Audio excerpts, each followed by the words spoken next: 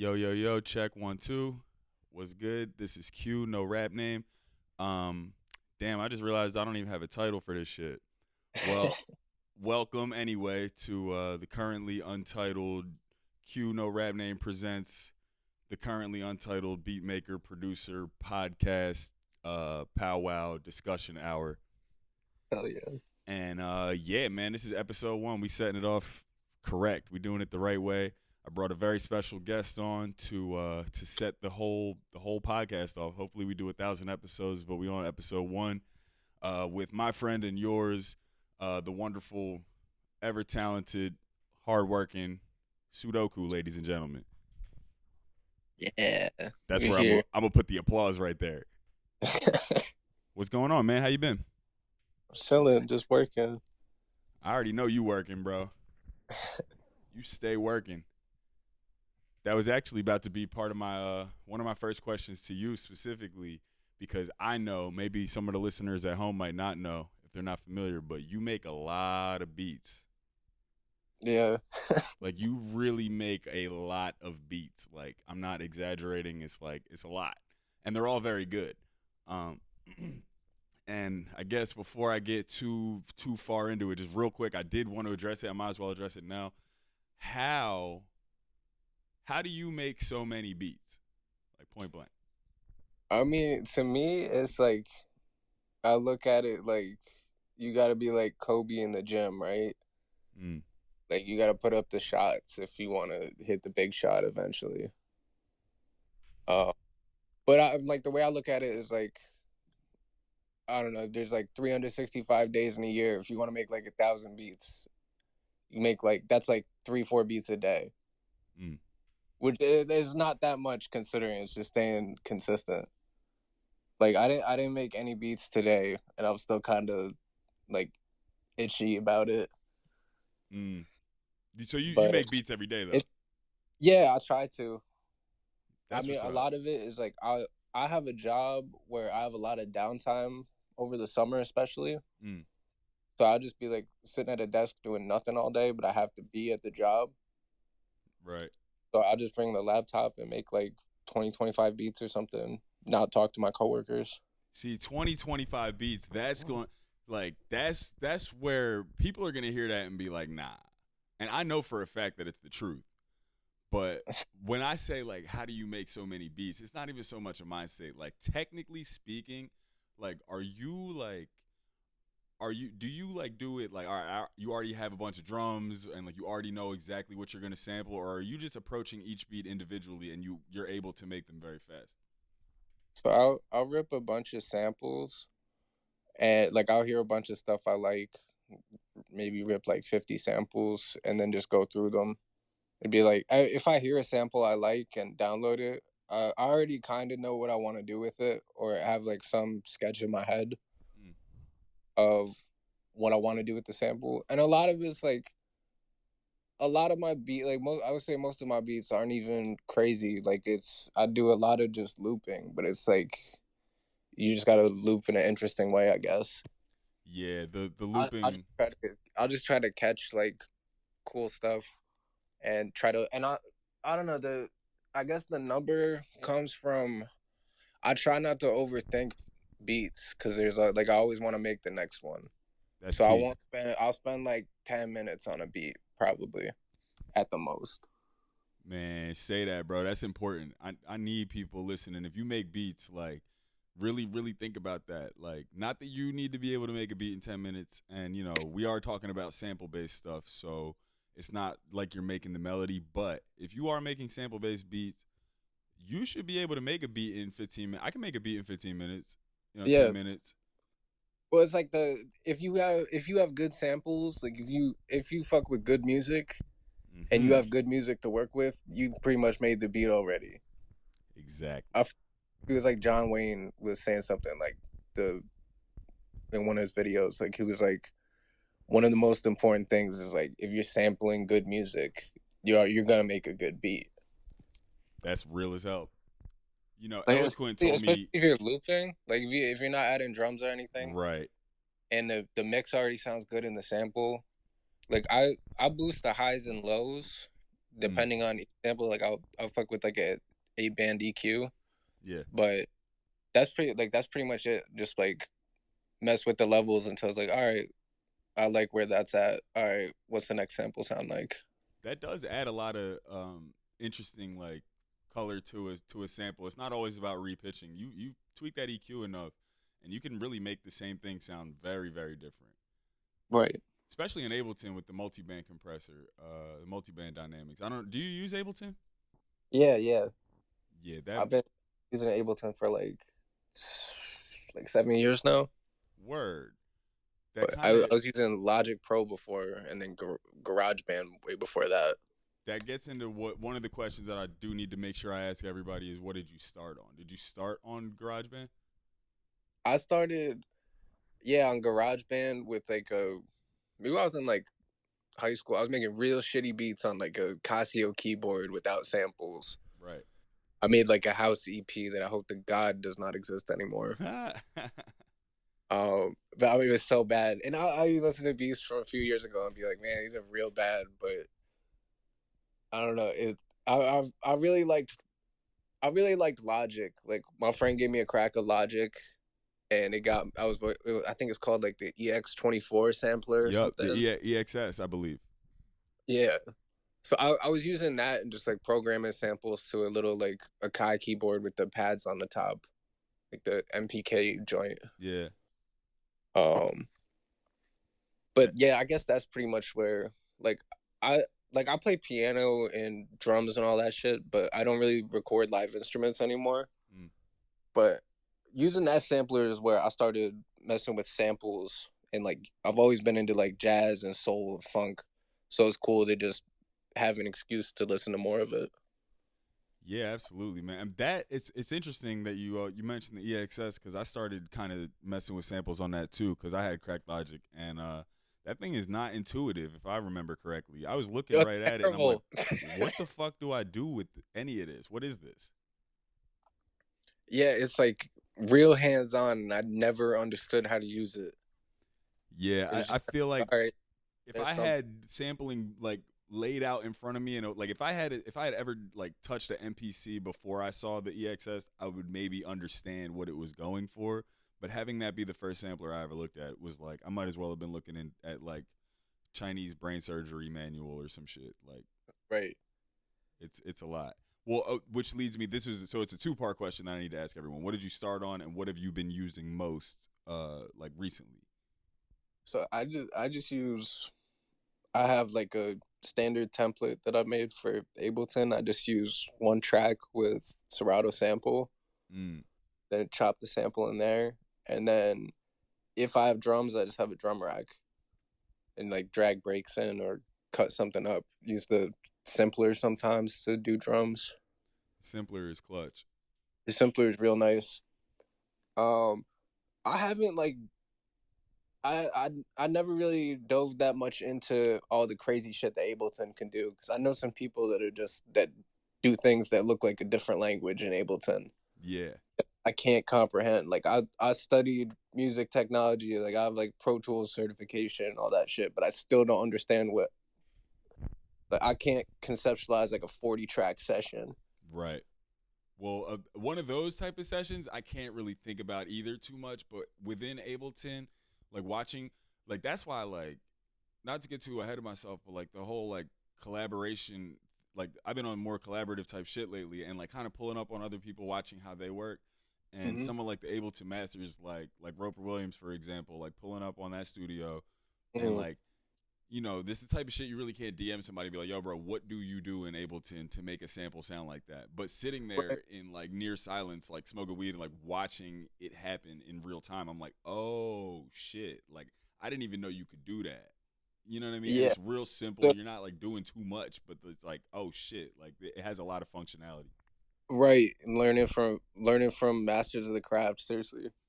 And that helps, man. I have to shout that out as a thing, like without being annoying about it. If it's somebody that you know or that you have some sort of a rapport with, and you're able to work with them in real life, that shit can teach you a lot. I learned a Yeah. lot about Ableton from Roper, and I learned a lot about Ableton from Drive By, and also Sadu Gold. Like just watching them do stuff. Yeah, I think when I started like doing the whole like make a bunch of beats thing, it was last summer. I stayed in Brooklyn for like 2 weeks with Thalo Blue, Oh crazy. hell yeah! Shout out Thalo. Yeah, shout out to Thalo Blue. But I stayed at his crib for like 2 weeks, and like rotating cast of really talented people just kept coming through, and I just we got to create in front of each other and watch what we do. Like so it was like 2 weeks of me, him, like Jazzy Lion Man, Hell yeah. Pages, August Fanon, a big cast of people. Just seeing everybody's workflow, it was real inspiring. That's an all And star you're lineup. like, it's a room full of cool people like taking sauce from each other and being like, yeah, this is what I do. Man. And Jazzy makes a million beats a day too. Jazzy make you between you, August, and Jazzy, I want to see like who can make the most beats in a day. I swear to God, Jazzy has made like 30, 40 beats and just been like it's nothing in the MPC. And I'm like, what the how the fuck are you doing this? Yeah, I mean, I feel like since we started this conversation, August has probably made like 15 beats. Dog, I know for a fact I'm gonna end up shouting out August Fanon a million times on this for that simple reason. Like, granted, all the beats are great too, Yeah, but for whatever reason, however I ended up in his like loop of people who get to hear when he makes beats, every time I look up, I'm like, bro, this fool just sent me 50 beats. like oh shit, 10 more is crazy. Like every day, every other, and I shouldn't blow a spot up in that way. You know what I mean? I don't want niggas hitting. Don't be hitting people up because they, you know what I mean. Nah, But hit people up with a budget. hit him with the bread, yeah. We all gonna respond for some bread. Like Oh, none of us are above working for some money. Like we all make beats, you know. That's some real ass shit. Oh wait, hold on. Let me. Where did I put mine? See, I'm the worst fucking interviewer. We're gonna get right though. Let me see here. I'll ask that question later. I did have some more specific questions. I thought. Where did I put them, John? Oh yeah, I said that one. How do you make so? How do you specifically make so many beats? That's the first question I wrote down. mm. Now this one, feel free to not answer this, but because you make so many beats, I'm curious to know how many projects do you got? Like, do you have a bunch of shit already done in the tuck waiting to be dropped, or do you like drop shit as you make it? So I normally like finish a project like a few days before I drop it. Like the last joint I did, the 100 from the Clarity Stripe. Uh, I had like 4 songs done when I posted like, oh, this is coming out next Wednesday. Mm, So I felt like I was being a piece of shit about making music, so I was like, all right, this is a little motivation because if I don't put it out by Wednesday, it's gonna be disappointing. that's real. But I mean, I have like other collaborative stuff that hasn't dropped yet that I'm sitting on. But that's why I like creating stuff by myself too. I love collaboration, but just making your own stuff is so cool because you can just do whatever you want with it. Yeah, that's true. And I mean, and you rap as well, so I mean, you get the full. I tell rappers every day they need to start making beats because it's got to be frustrating, like chasing producers around, or like even people you fuck with, and you're like, this is good, but it's not what I'm looking for. Like, Right. make the beat, and you're gonna get exactly. And people who rap and make beats always make dope shit, and your shit is dope. And I just spun that project today, and it's fire. Thank you. Yeah, Yeah. I mean, I started making beats because I didn't want to keep paying people for beats, and I mean, Oh shit! Did it I don't know cut? when you can have an arsenal of stuff to pick from rather than hit people up and wait on them and spend Yeah. money. Like I'm broke as fuck Right. majority of the time, so it's nice to be like, all right, we can pick some beats from the personal stash. Yeah, and if you want it done right, you got to do it yourself. For real. I was going to ask about the rapping as well. Now I know this is a beat making podcast, and we are going to focus on that. But we got a rapper, beat maker, producer, engineer in the building, so we might as well. I've been personally curious about this uh, because I used to like try to rap. I still be rapping here and there, whatever. But for me, it takes forever to write a rap, whereas I can make a beat, like I said, very quickly. What do you Hmm. think your time spent is like writing a rap versus making a beat? I mean, it's I could do like if I do like 3 songs in a day, that's a good recording day. Like a very good. I'll normally do like a project probably comes together in like 2 weeks. Mm. Maybe it just I have to feel like a little burst of something because I get writer's block a lot, but I don't really get beat block because I always just make a beat. Right. It might not be the best, but I'm like, all right, I can still knock out like 5 beats even if I'm not feeling it. But if I write it, I've like fixate on writing words way more than when I'm making on a like an Ableton session.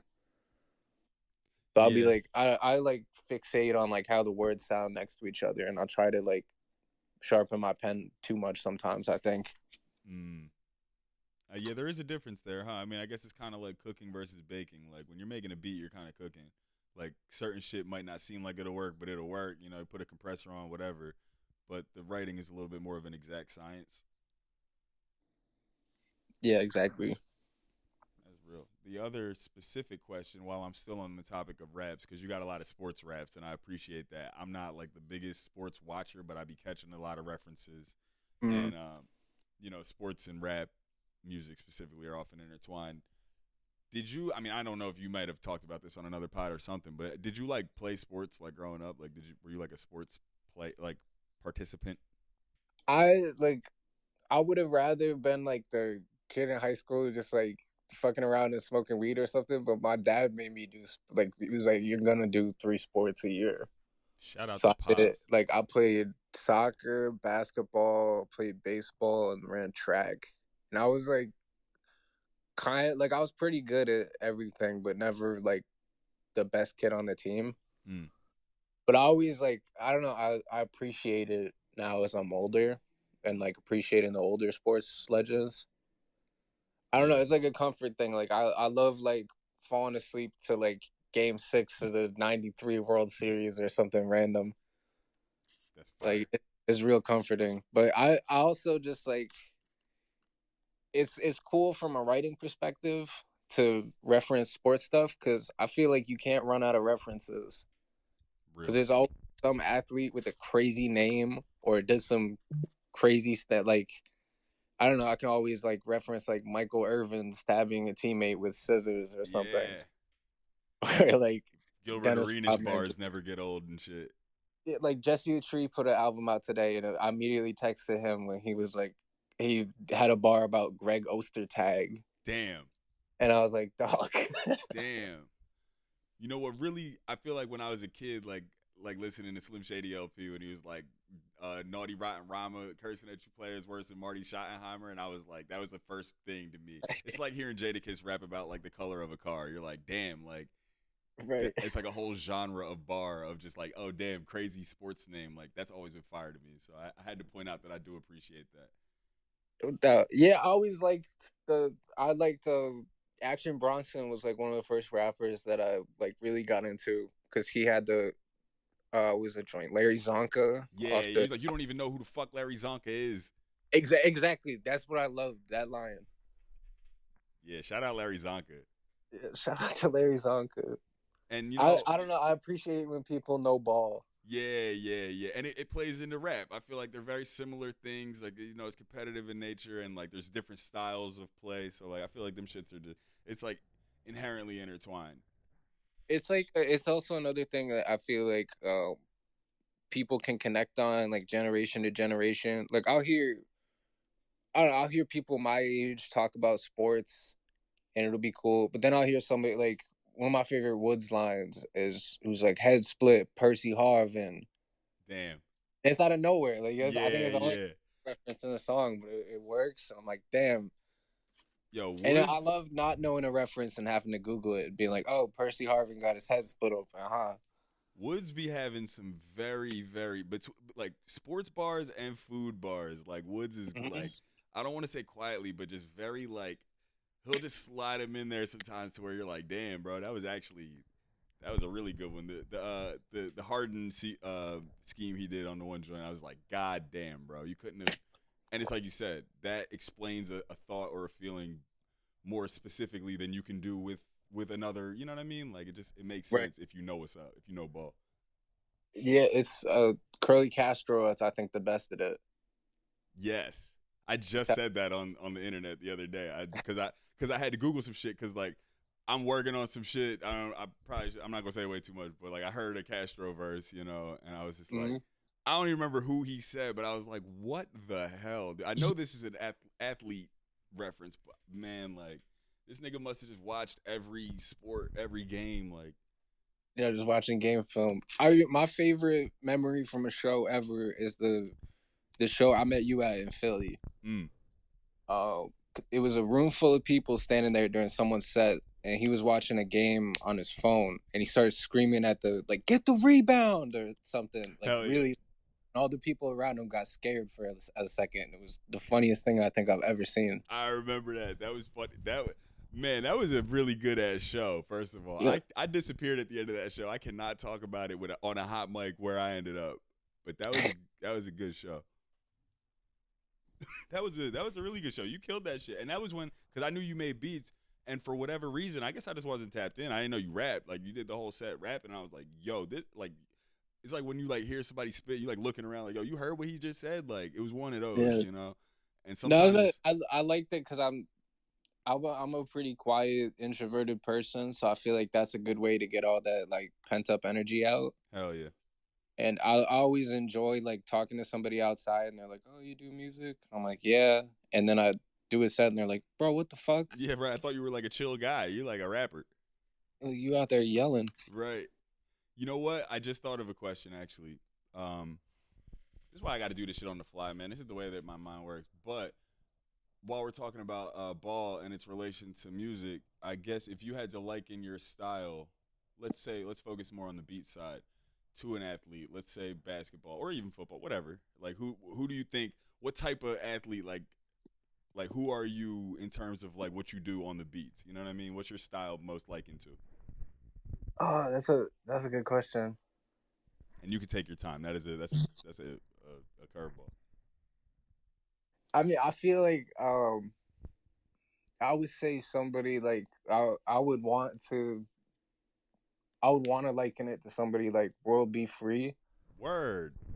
because he's like real quietly one of the best scorers of his decade. I think like late '70s. He had Yeah, like a few where he was at the top of the league and scoring, and nobody talks about him. that's real. And And wait, and that's that the Sixers, so right? you said what? That's the Sixers, right? Mostly Cavs. Oh, the Cavs.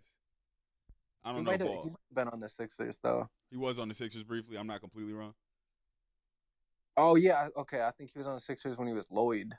Oh, true that. Okay, okay. See, I'm not completely wrong. That's a good pick, man. But I always liked him because he was just like watching a film of him. Didn't give a like he didn't care what he looked like. He has hairline pushed all the way back. He had like 8 gold chains falling out of his jersey while he's shooting from behind his head. Like Real baller. yeah, real baller and real quiet. Yeah, Just like the quiet quietly. killers. See, I had you more of like a point guard type of. I don't know why, like a J Kid or something. Wait, was JC Kid was a point guard, right? Or was he a two? He was a point guard. He was like a legendary Yeah, point guard. he was a point guard. You know, but I don't know. I'm just yammering. I'm just thinking at this point. But that's a good job. Let me see if I have any other specific questions before I just get to rambling. Ooh, okay. So you said you mostly have been using Ableton lately. Mm-hmm. Without giving away all the sauce, unless you want to, do you think is there any techniques on your device, in this case Ableton of choice, that you wouldn't mind sharing that people may not know, or like when you're in your workflow, like you know whether it's the clip view or the session view or whatever, is there like a little tip and trick that you set up for yourself that you think, hey, maybe another Ableton user who does kind of what I do might benefit from? Oh yeah, I got probably two of them aside from the EQ and the sample thing. I use on the sample. I use like a because I used to make beats on all hardware, and then I sold most of my samplers, but I have a 404 plugin, Mm-hmm. and it has like I don't know. I put like it has like this lo-fi thing on it that it just adds a little bit of distortion. And I hate being like, oh, add some lo-fi because I just want to throw up saying that. Right, right, right. It's literally called lo-fi. The Yeah, so I'm like, just like tweak that down like one or two, and it just like puts a little bit of dither on it. It makes it sound. It just makes it sit in the mix a little better to me. word. But I like doing that to the sample, and I've been trying over the past like 4 years to perfect it. I feel like I'm finally getting it where I want. The Master Crisp Saturation, Okay. the like mastering plugin. Yeah. I love messing with that and like fucking with the limiter, putting it down, and then just like my drum tracks and my samples tracks will be like 8 dB in the red. Whoa. And that, yeah, so it's like really clipping, but it'll run through the saturation thing and kind of smooth it out. Cause like when I was in school, I took a recording class and I had this teacher who was a nun. She's like this 80-year-old nun that nobody listened to because she was old and a nun. He was like, yeah, what do you know about audio engineering? But Right. I was like listening to her because I'm like, she's got to know what she's talking about. Right. And she would say everybody in like the 60s and 70s when they're teaching people how to record the tape, she's like they're teaching them all, you want to be a decibel or two under the threshold. You don't want anything to clip. And she was like, fuck that. We're gonna make all the bass sounds clip, go way in the red, and then when we master it out on tape, it's just gonna smooth out because tape does that Hmm. and just give you this warm, crazy mix when it should have been a fucked up mix. Interesting. So I've been trying to like replicate that with that saturation plugin and trying to get like as close as I can, like making a really loud sample, really loud drums, not that loud, but not lose any of the like thump that it gives, I guess. Damn. And you said it was the crisp saturator? Yeah. Damn, bro, because I that's like one of them. I don't know. I just be scrolling right past shit. See, this whole shit, this whole podcast, this is for me. If people get fucking, if they get something out of it, cool, man. I'm doing this so I can reach out to people who I know and fuck with, and who like, I'm like, yo, like, whatever sauce you're willing to like, cause that's beneficial. I'm looking right at Ableton right now. Like, I'm gonna try that after this call when I'm making beats, and Yeah, and I'm gonna do the same thing with the future guests. Like I'm gonna be like taking notes. that's what it's all about, dude. Because this is like for beat maker.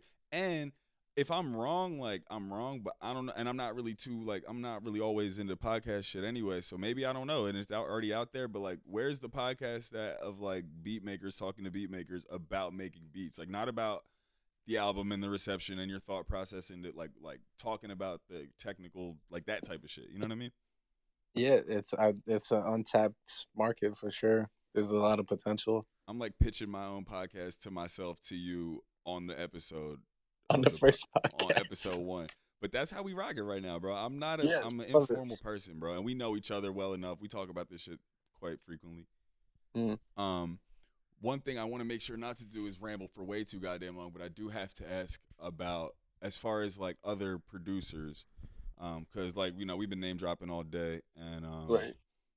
we always want to shed light on other people. Who else? Who have you been like fucking with or working with, like in terms of beat makers or like people that you just want to, who you appreciate, who you just want to say their name and shout them out real quick while we on here together talking nice about each other. Yeah, so I'll say the people I said before, Thela Blue, Pages, Jazzy, August Fanon, um, who else we got? E1. Hell yeah. Yeah, there's so many. I feel like I'm gonna leave somebody No, it's out. cool. We don't got to mention everybody. Just off the top, like if you heard some cool shit or you know what I mean, just like people you might be working with or you yap to about this type of shit. It don't got to be everybody. We all know each other, man. We all get along. Yeah, I mean, like, I love every time Roper drops something. I have to tune in. Shout out Roper. I just saw Roper last night at the Secret Poor joint. Um, like Sadu always makes insane shit. That motherfucker's crazy. Lungs. I need to tap in for the Lungs episode because I need to see what he does. Oh, that's definitely gonna happen. And he taught me a lot about making beats too, because when I was like when I kind of first started hanging out with him and talking about this shit, because I didn't realize that he produced all of Another Planet 4. And Hmm. when he told me how he did it, and I'm not gonna say that's at his liberty, if he wants to talk about that. But when he told me how, because I love those beats. Like when I first heard that album, I'm like, what the fuck is going on? And Yeah, when he it's crazy. told me, like, it's crazy. And when he told me exactly how he made them, I'm like, bro, he's really one of them ones. Like, rapping and producing. That's gonna be a good episode too. This is a good ass episode. We're having a good time, man. I'm glad we could do this type of shit. And then other thing about other producers, Mount Rushmore. It's very basic and cliche, but let's producer Mount Rushmore. Let's get it. What's Mount Rushmore, like 4? That's four heads. Yep. Fuck Mount Rushmore, by the way, and give the land back to the people. But for the sake of Right. argument, Allegorical Mount Rushmore. type shit. Yeah. Okay. I would say Pete Rock, Hell yeah. Easy Mo B. Hell yeah. He's so underrated. That's a fact. Um Honestly, I'll put August up there too. You damn right. And then 4, I don't know. It's man, it's tough. We got. See, I want to say like Primo or somebody, You but can say primo. Like it's I not don't. too. You know what I But I mean? want to think about like the encompass. I want to put like. I guess I'll put 2 people in the 4 spot because I feel like they have the same unique role. I'll put Muggs and Alchemist in that last spot That is absolutely valid. Yo, when I because when I think it's so crazy that both of them have had such a extensive career for so long and have been adapting for so long. and been brilliant like the whole time, like pushing Yeah, the whole sound thing at the forward. top of the game.